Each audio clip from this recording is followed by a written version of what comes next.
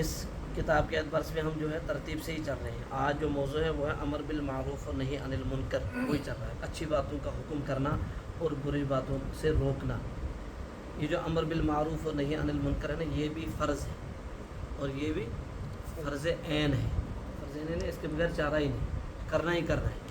آپ کو اگر ایک حدیث میں ہے کہ بلغوا عنی ولو آیا، آپ پہنچا دو میری طرف سے اگر تمہیں ایک ہی آیت معلوم ہے. نہ اخ آیت اگر تو معلوم چھو، اخ مسئلہ اگر تو معلوم چھو تو بات نہیں ہوگی. یہ تو فرض. اگر آپ نہیں پہنچا رہے ہیں تو پھر آپ اس فرض کی ادائیگی میں کوتاہی کر رہے ہیں. یہ مطلب کو کہاں تم مسلمان چھو تمس یوتا معلوم چھو تیوتا تمس کیا کرو برونٹ واتناو. یہ امر بالمعروف اور نہی عن المنکر خلاص. اس میں جو حدیثیں ہیں وہ ہم پہنچ گئے تھے 11 حدیث. 11ویں پڑھنی ہے آج. یہ راوی ہیں حضرت، اس میں راوی ہیں حضرت ابو سعید خدری رضی اللہ تعالیٰ عنہ. اس میں افضل کلمہ کی بات بتائی گئی. افضل کلمہ کیا ہے، افضل بات کیا ہے. کہہ رہے ہیں کہ افضل الجہاد کلمۃ، افضل جہاد کیا ہے؟ افضل جہاد ہے کلمۃ عدل عند سلطان جائر. ظالم بادشاہ کے سامنے حق بات کہنا، یہ سب سے افضل جہاد ہے. یہ جہاد کی جو قسمیں ہیں احادیث شریفہ میں، جیسے نفس کے خلاف چلنا بھی جہاد ہے نا. والدین کی خدمت کرنا، اس کو بھی جہاد قرار دیا گیا. اعلاء کلمۃ اللہ، اللہ کے کلمے کو بلند کرنا، اس کو پھیلانا، اللہ کے دین کو پھیلانے کے لیے جو کوشش ہوگی وہ بھی جہاد ہے. اور اسی طریقے سے ظالم بادشاہ کے سامنے حق بات کہنا، کہہ رہے ہیں کہ یہ تمام جہادوں میں سب سے افضل جہاد ہے. کیونکہ آپ دشمن سے لڑ رہے ہیں تو ٹھیک ہے، دو چیزوں میں سے ایک ہوگی، یہ تو آپ کو ذہن میں رہے گا. یا تو میں جاؤں گا یا اس کو لوں گا. یعنی آپ غازی بن کر آئیں گے یا شہید بن کر آخرت میں پہنچ جائیں گے، شہادت کا درجہ ملے گا. وہاں تو یہ چیز طے ہے. لیکن ظالم بادشاہ کے ساتھ جب لڑو گے تو آپ کو یہ ایک بات تو پہلے سے طے ہے کہ میری موت آئے گی، وہ مجھے مارے گا.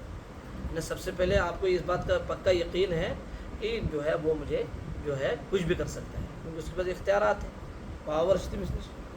تو لہٰذا اس کے باوجود آپ حق بات کہہ رہے ہیں تو یہ آسان نہیں ہے. ہمت والے انسانوں کی جو ہے کا کام ہے.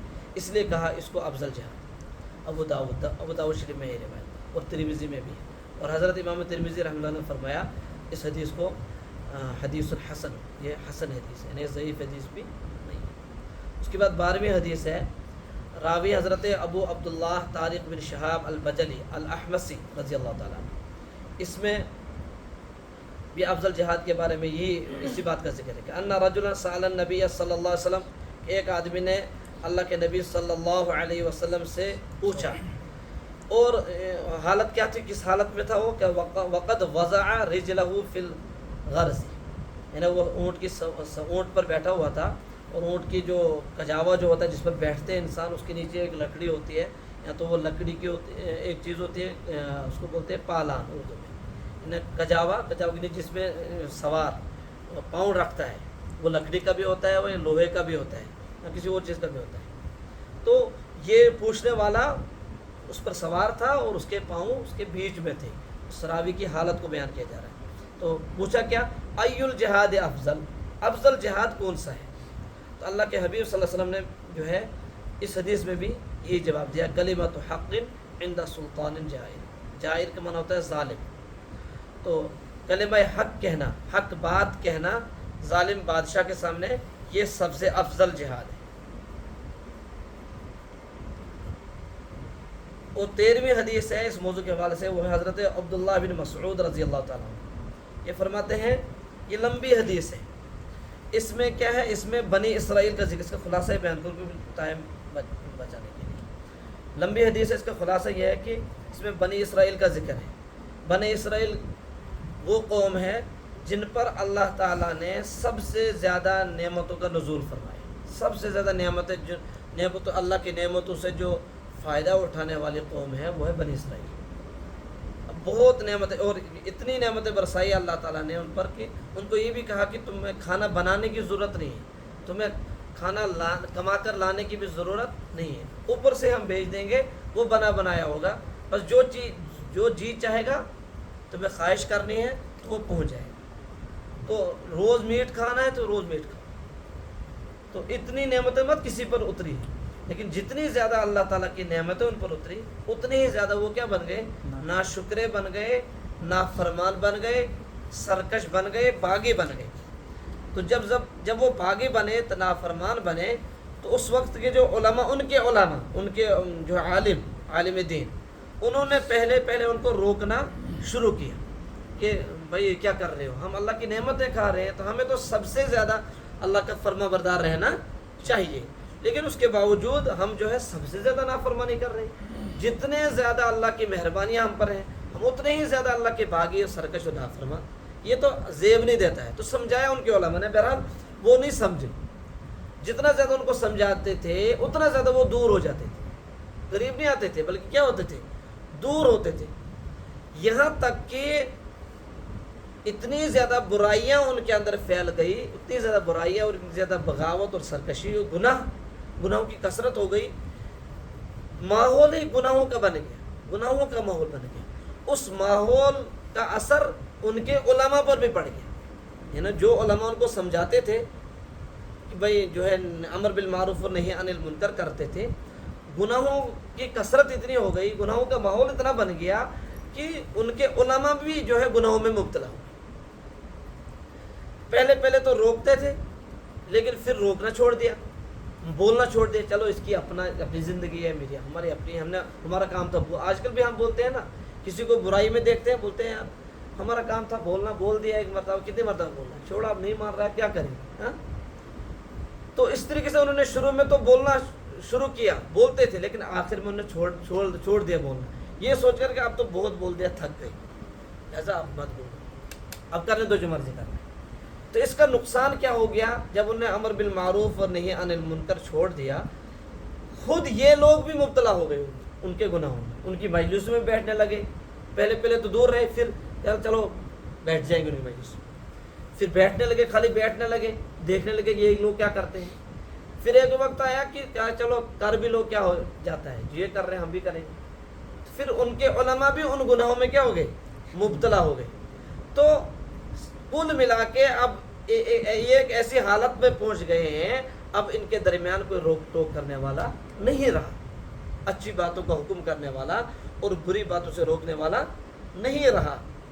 کیوں روکتے؟ تو اللہ انبیاء کو بھیجتا ہے برائیوں کو مٹانے کے لیے، لیکن انبیاء کا سلسلہ چونکہ بہت کافی دیر تک نہیں ہوا، تو علماء تھے، علماء نے بھی بولنا چھوڑ دیا تھا، اب کوئی نہیں رہا۔ تو جب بولنا انہوں نے چھوڑ دیا تو اب کیا رہا معاشرے میں؟ کیا رہا معاشرے میں؟ صرف گناہ رہا، معاشرے میں صرف نافرمانی رہی، معاشرے میں صرف اللہ کی بغاوت رہی، اطاعت اور نیکیاں کم ہوتی گئی، تو گناہوں کا ماحول بن گیا۔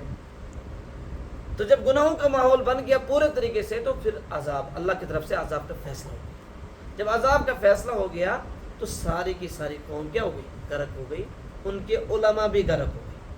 اسی چیز کا ذکر ہے اس میں، لعن الذین کفروا من بنی اسرائیل علی لسان داود وعیسی ابن مریم ذلک بما عصوا وکانوا یعتدون۔ لعنت کی گئی ہے ان لوگوں پر جنہوں نے کفر کیا بنی اسرائیل میں سے، کن کی زبانی؟ علی لسان داود وعیسی ابن مریم، حضرت داود علیہ السلام کی زبانی اور حضرت عیسیٰ بن مریم علیہ السلام کی زبانی۔ کیوں لعنت کی گئی؟ بما عصوا وکانوا یعتدون، ان کی نافرمانیوں کے سبب اور ان کا حد سے گزر جانے کی وجہ سے، اس وجہ سے لعنت کی۔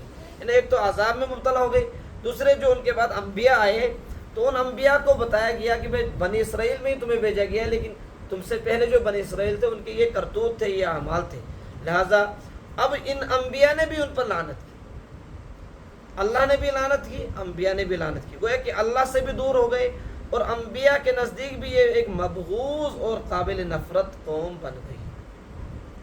تو یہ تو ذکر کیا اس میں اللہ کے حبیب صلی اللہ علیہ وسلم نے۔ اس کے بعد فرمایا کلا، ہرگز نہیں کا مطلب یہ ہے اے میری امت، جس طریقے سے بنی اسرائیل کے علماء نے امر بالمعروف اور نہی عن المنکر چھوڑ دیا، کلا تم ہرگز نہیں چھوڑنا۔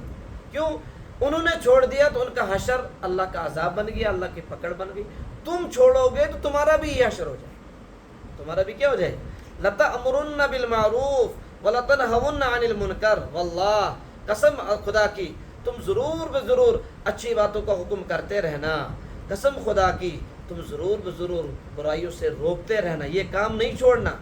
وَلَتَأْخُذُنَّ عَلَى يَدِ الظَّالِمِ، اور تم ضرور بضرور ظالم کا ہاتھ پکڑنا۔ کوئی ظلم کر رہا ہو اور تمہاری آنکھیں دیکھیں کہ ظالم ظلم کر رہا ہے، تم اس کو ہاتھ سے پکڑ کر اس کو ظلم سے روکنا۔ وَلَتَأْتُرَنَّهُ عَلَى الْحَقِّ اِطْرًا، اور تم جو ہے قوم کو حق کی طرف لانے کی برابر کوشش کرتے رہنا۔ وَلَتَقْصُرَنَّهُ عَلَى الْحَقِّ قَصْرًا، انہیں اگر تم چھوڑ دو گے بنی اسرائیل کی طرح، جس طریقے سے ان کے اندر کمی آتی گئی اور اس طریقے سے تمہارے اندر بھی کمی آتی جائے گی، تم دین سے دور ہوتے جاؤ گے، تو نتیجہ کیا ہو جائے گا؟ نتیجہ وہی ہو جائے گا کہ پھر وہ جو ہے ان پر مختلف قسم کے عذاب آئے۔ ایک عذاب ان پر یہ بھی آیا، اللہ نے کہا تم نے جو ہے بہت گناہوں میں حد کر لی، ایسا تمہیں سزا ہے۔ یہ گناہ تب معاف ہو جائے گا جب تم میں سے قریبی کو اپنے ہاتھ سے مارے گا۔ انہیں باپ کو تلوار اٹھانی ہے، بیٹے کو قتل کرنا ہے، بیٹے کو تلوار اٹھانی ہے، باپ کو قتل کرنا ہے، دوست کو تلوار اٹھانی ہے، دوست کو اپنے ہاتھ سے قتل کرنا ہے، ماں کو تلوار اٹھانی ہے، بیٹے کو قتل کرنا ہے۔ یہ تمہاری توبہ ہے، یہ اس عذاب، یہ تو عذاب جھٹکے سے، یہ عذاب کن پر نازل ہو؟ جو بچڑے کی جن نے پوجا کی نا، ان پر جو عذاب ہو، یہ اسی قسم کا عذاب ہو۔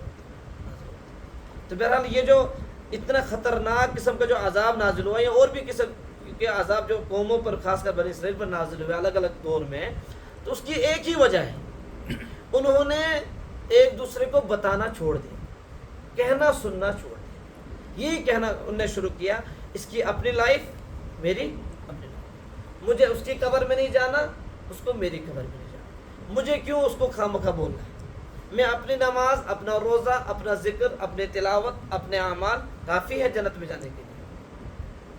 یہ تو پچھلی امتوں کا حال ہے کہ ان کو اتنی ذمہ داری نہیں تھی لوگوں کو بتانے کی جتنی ہمیں ہے۔ ہمیں تو بتایا ہی گیا ہے کہ تم کو اسی لیے جو ہے بنایا گیا ہے، لوگوں کے لیے تمہیں نکالا گیا ہے، اپنے لیے نہیں بلکہ کن کے لیے؟ تو جس قوم کی ذمہ داری یہی ہے، اگر وہ قوم اس میں کوتاہی کرے تو اس پر کون سا عذاب آ جائے گا، اس پہ پتہ نہیں، اللہ ہم سب کے پاس۔ اس کے بعد جو ایک روایت ہے وہ ہے اس موضوع کی لاسٹ روایت، راوی حضرت، یہ جو اوپر والی روایت یہ ترمذی شریف کی روایت تھی، اور راوی ہے اس کے حضرت ابن مسعود رضی اللہ تعالیٰ عنہ، بڑے صحابی۔ اس کے بعد 14ویں روایت ہے، اس کے راوی حضرت ابوبکر صدیق رضی اللہ تعالیٰ عنہ، اور یہ کہتے ہیں کہ یا ایھا الناس انکم لتقرؤون ھذہ الآیہ، اے لوگو، حضرت ابوبکر صدیق کہتے ہیں کہ تم لوگوں کو یہ آیت، تم لوگوں کے سامنے یہ والی آیت پڑھتے ہو۔ کون سی آیت؟ جس آیت میں ہے یا ایھا الذین آمنوا علیکم انفسکم لا یضرکم من ضل اذا اہتدیتم، اے ایمان والو، علیکم انفسکم، تم اپنے آپ کو لازم پکڑ لو، لا یضرکم من ضل اذا اہتدیتم، تم کو نقصان نہیں پہنچائے گا وہ شخص ضل جو گمراہ ہو گیا ہے، اذا اہتدیتم جب تک تم کیا ہو، ہدایت پر۔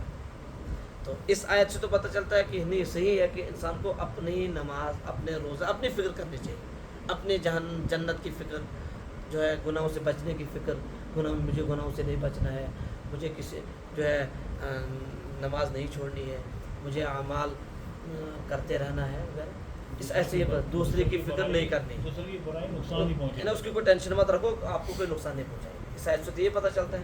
حضرت ابوبکر صدیق رضی اللہ تعالیٰ عنہ کہہ رہے ہیں کہ تم لوگوں کو یہ آیت پڑھتے ہو، حالانکہ وَإِنِّي سَمِعْتُ رَسُولَ اللَّهِ صلی اللہ علیہ وسلم یقول، جبکہ میں نے اللہ کے رسول صلی اللہ علیہ وسلم سے ارشاد فرماتے ہوئے سنا ہے، کیا؟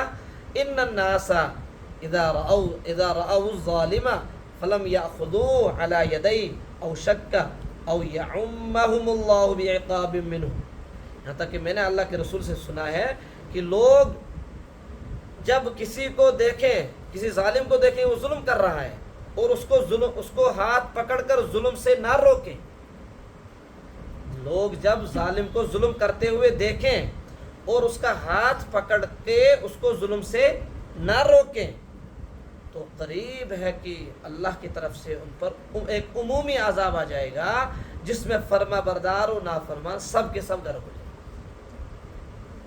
یعنی تم تو لوگوں کو اطمینان دلاتے ہو یہ آیت پڑھ کے کہ اپنی فکر کرو، لوگوں کی ٹینشن مت لو، لیکن میں نے اللہ کے حبیب سے سنا ہے کہ جو دوسرے کی فکر نہیں کرتا ہے اور اپنی فکر کرتا ہے، جب اللہ کا عذاب آ جائے گا تو اس میں یہ بھی غرق ہو جائے گا۔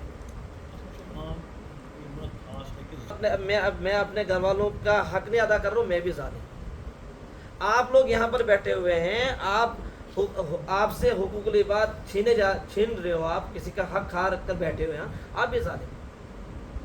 اسی طریقے سے ہماری سوسائٹی کہ امر بالمعروف اور نہی عن المنکر کرنا فرض عین ہے، اس کے بغیر چارہ نہیں۔ سمجھ میں نہیں آ رہی، ان کو پتہ نہیں جلدی نہ ہو۔ یہ ہے وہ یہ کہ امر بالمعروف کی اہمیت کو بتایا ہے کہ اس آیت کا یہ مطلب نہیں ہے کہ تمہیں صرف اپنے اعمال کی فکر کرنی، دوسرے کی فکر نہیں کرنی ہے۔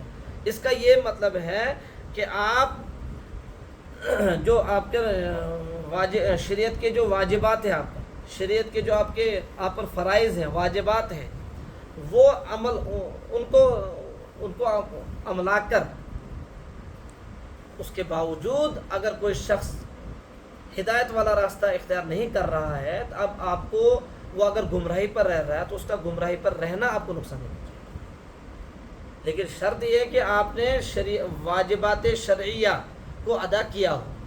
واجبات شرعیہ الگ الگ ہیں، کچھ وہ ہیں جو آپ کی ذات کے متعلق ہیں، وہ اعمال جن کا تعلق آپ کی ذات سے ہے، جیسے نماز، تو نماز کا پڑھنا آپ کی ذات سے ہے نا، نماز پڑھنی ہے نہیں پڑھنی ہے آپ کی ذات سے ہے۔ اور کچھ اعمال کا تعلق ہے کہ دوسرے کی ذات سے، آپ کہیں گے دوسرے تک، تو یہ بھی شریعت کے واجبات میں سے۔ تو اس آیت کا یہ مطلب ہے کہ جب آپ واجبات شرعیہ کو ادا کر چکے ہوں گے، جو آپ پر شریعت کے واجبات ہیں، شریعت کے واجب حق ہیں، آپ پر شریعت کی طرف سے فرض ہے چیزیں، وہ آپ نے ادا کر لی ہوں گی، اس کے باوجود کوئی گمراہی پر رہ رہا ہے تو اس کا گمراہی پر قائم اور دائم رہنا آپ کو نقصان نہیں پہنچائے گا۔ اس کا یہ مطلب یہ نہیں ہے کہ ایک شخص گمراہی پر ہے آپ اس کو مت روکو، آپ اپنا کام کرو، یہ مطلب نہیں۔ حضرت بکر صدیق کی جو حدیث ہے اس سے بھی اس کو ایک چیز ہے عام طور ہمارے